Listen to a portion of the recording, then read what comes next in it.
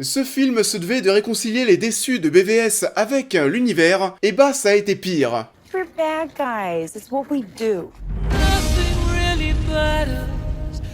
Bonjour à tous et on se retrouve en ce dimanche matin dans cette semaine où on revient justement sur ces films du DC Universe. On a eu aussi l'annonce de la Snyder Cut qui a été annoncée pour Justice League. Et aujourd'hui, après les critiques de Man of Steel et de BVS, on va parler de Suicide Squad, on en parle. Suicide Squad est réalisé par David Ayer et est le troisième film du DC Universe après Man of Steel et BVS. Face à une menace aussi énigmatique qu'invincible, l'agent secret Amanda Waller est réuni une armada de crapules pour les embarquer dans une mission suicide. Alors, Suicide Squad, ça a été un énorme problème. Ça a été en quelque sorte la suite logique de la merde qu'a foutu Warner dans l'univers. Après avoir cut Batman et Superman dans tous les sens, et on sait très bien le résultat que ça a été dans sa version cinéma, là, Suicide Squad, on a commencé à voir que le projet avait le cul entre deux chaises dès les bandes annonces, dès ces putains de trailers. Parce qu'au début, quand la com a été lancée, je m'en souviens très bien, j'étais hypé de ouf. On avait une communication qui s'était déroulée en même temps que celle de Batman et Superman, et je me rappelle très bien, il y a même un soir où on a révélé deux bandes annonces, c'était la deuxième bande annonce de Batman et Superman avec ce plan final de trailer où on voyait Batman qui tenait tête à Superman.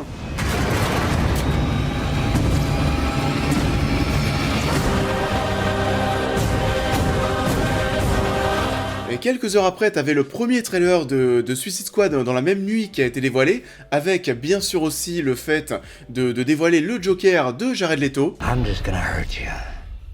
Really, really bad. Et je le répète, je m'en souviens très bien, en plus de ça, j'avais bien aimé Man of Steel, j'étais ultra hypé, c'était hyper cool, ça avait l'air mature, épique, sérieux, tout ce que je voulais. Suite à ça, BVS est sorti au cinéma, a généré pas mal de déceptions, on a vu ensuite que le film avait été pas mal charcuté, et en parallèle, durant sa fin de communication, on voyait que Suicide Squad commençait à prendre un virage notable aussi, parce qu'on a commencé à Gardiens de la Galaxie la formule, on l'a vu, on a commencé à voir de la musique pop dans les trailers, mettre plus de couleurs, plus de blagues. Il y a qu'à voir aussi l'évolution du logo au fil des trailers, c'est un délire de voir à quel point ce projet a été modifié. Et ce long métrage, comme je le disais, devait un petit peu réconcilier tout le monde avec l'univers. On allait proposer un projet assez original, oui, qui allait cette fois-ci être centré sur un groupe de méchants qui allait se réunir. On avait aussi Sony à côté avec son Spider-Verse, qui voulait aussi créer un projet sur des méchants, sur les Sinister Six. Et tout ça, c'est vrai qu'au niveau des attentes que ça a généré, le fait aussi de voir un nouveau Joker qui allait suivre la performance exceptionnelle d'Heath Ledger, le fait de voir pour la première fois ce groupe de méchants réunis ensemble sur grand écran, Suicide Squad avait quand même le prix de l'originalité, et au final, qu'est-ce que c'est Osef, mais oh là là, putain. What?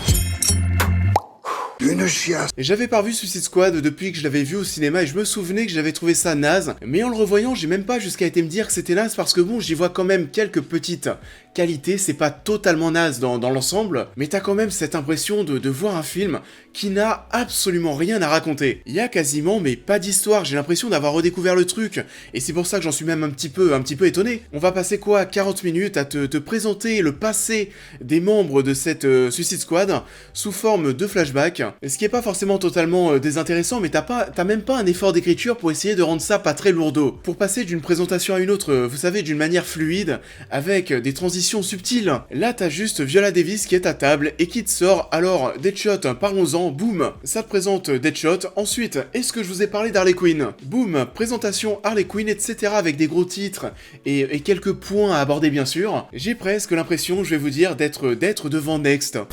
Corinne a 23 ans, elle adore se moquer des gens dans la rue. C'est une grosse fêtarde et elle n'aime pas ses fesses. L'histoire va donc prendre beaucoup de temps à se lancer. Ensuite, on va les embarquer, les envoyer dans une mission. Et j'insiste sur le une mission parce qu'il n'y en aura pas deux. Ça sera ça, tout le reste, c'est tout ce que ça a à raconter. On a des scènes d'action qui sont moisies, incohérentes, même par rapport à ce que te présente le film et par rapport à ce qu'on te présente des personnages. Je sais pas si je vous prends cette scène d'action dans la rue face à ces créatures avec ces têtes cheloues. chelou, on a tous ces soldats qui font face à ces ennemis. T'as Deadshot dans ton équipe, comment est-ce qu'ils arrivent à se faire déborder alors que le mec peut headshot absolument mais tout le monde. Alors oui, derrière ça te permet de voir tout le monde se battre, de faire des beaux ralentis, sauts de mille, totalement dépassés pour mettre en avant tes personnages. Mais bon, quelques dizaines de minutes avant, et ben on te montre quand même que Will Smith, c'est quand même une pointure dans son milieu.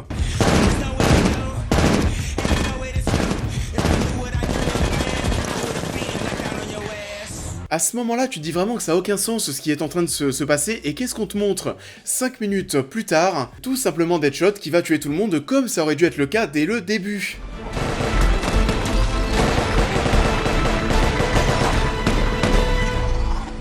Et ça va être que ça, les scènes d'action sont tout aussi inintéressantes les unes que les autres, elles sont aussi très molles, c'est tout le temps pareil, on va forcer à fond sur les ralentis.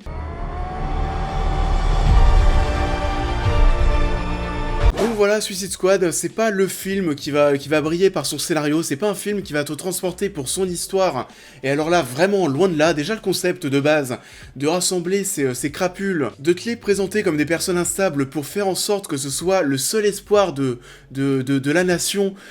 Ouais, et même au niveau de l'univers, au niveau du DCU, de ce que ça a apporté au DC Universe, et bah là aussi pas grand chose, hein. Ça te fait du bien, ça te fait kiffer, de voir Batman, de voir Ben Affleck en Batman, durant 2-3 scènes, et je maintiens, mais c'est fou ce qu'il dégage en Batman, avec ce costume, avec cette carrure, qu'on a même très hâte, en tout cas personnellement j'ai hâte de le retrouver dans la Snyder Cut de Justice League, pour revoir du Ben Affleck en Batman, oui.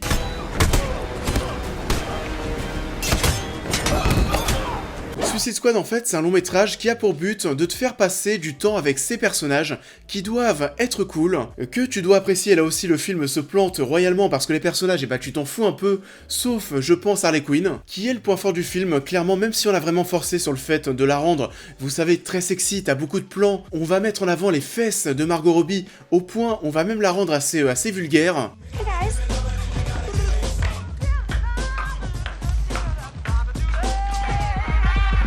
C'est pas un hasard si ensuite on a voulu étendre le petit succès de ce personnage en offrant Birds of Prey à Margot Robbie, parce que tout le reste, jusqu'au Joker de Jared Leto, bah on s'en fout, ça a été raté. Mais pour le coup, oui, en tout cas, Margot Robbie en Harley Quinn, ça faisait le taf, c'était convaincant, ça continue à l'être. Je ne sais pas si vous avez vu ma critique de Birds of Prey, mais j'appuyais encore sur le fait que Margot Robbie en Harley Quinn, et bah ça fonctionnait. On l'a rendu aussi suite aux critiques beaucoup moins vulgaires, c'était une bonne chose.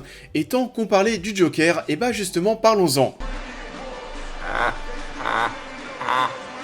Je ne me souvenais pas à quel point cette version du Joker était ridicule, malaisante, vraiment. Mais c'est vrai qu'à chaque fois que tu vas le voir, là où il devrait créer du malaise, dans le sens où il devrait te terrifier parce que c'est un personnage qui est très incertain, si tu le vois à côté de toi, tu crains en permanence ce qu'il va t'arriver. T'as presque de la peine pour lui, on dirait juste un énorme cocaïnomane qui est en manque de sa dose avec des spasmes dans tous les sens. On a cherché là aussi à l'iconiser avec des plans qui font très too much, passer en Heath Ledger et Joaquin Phoenix, ça fait très mal, hein.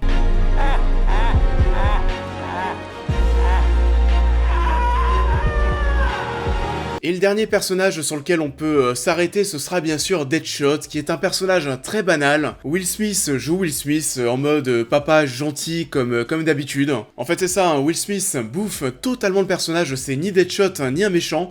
D'ailleurs oui, ça aussi, tous les personnages sont présentés comme des bad guys, mais tu ne les vois jamais, quasiment jamais, sous leur mauvais visage. Au niveau des développements de personnages, ils sont tellement que forcément, tu peux pas tous les développer à la même enseigne. Les Gardiens de la Galaxie, ils étaient 5, tu sors de ta séance en ayant vu 5 personnages bien bossés avec une alchimie plus crédible à l'image. Là tu les vois, ils commencent à dire qu'ils sont amis à la fin, alors que les mecs se connaissent mais depuis quoi? Depuis quelques heures. En fait c'est tout bête, mais s'il y avait eu encore, vous savez, voilà, plusieurs missions, un film qui se déroule sur plusieurs jours, là tu peux développer les relations entre ces personnages qui commencent à devenir de plus en plus proches, jusqu'au point de devenir amis. Mais là le film, vu que ça te propose simplement une mission qui va se dérouler au même moment et que les personnages viennent tout juste de se rencontrer, c'est pas crédible lorsque tu vas les voir commencer à parler de relations amicales entre eux. You mess with my friends.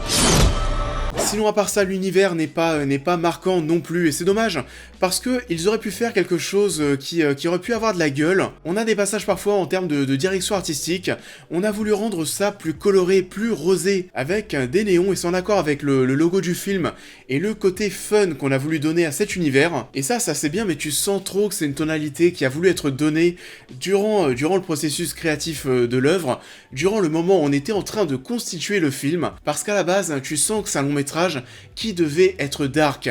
Le film se déroule de nuit, les personnages sont aussi dans des tons très sombres, même Harley Quinn qui a un petit peu de couleur, voilà, tu sens que c'est un personnage qui elle aussi est dark. On est dans un univers sombre, le premier trailer nous vendait un univers sérieux et là aussi très dark, et on sent qu'on a voulu donner une petite patte colorée au bout d'un certain moment pour rendre ça plus fun.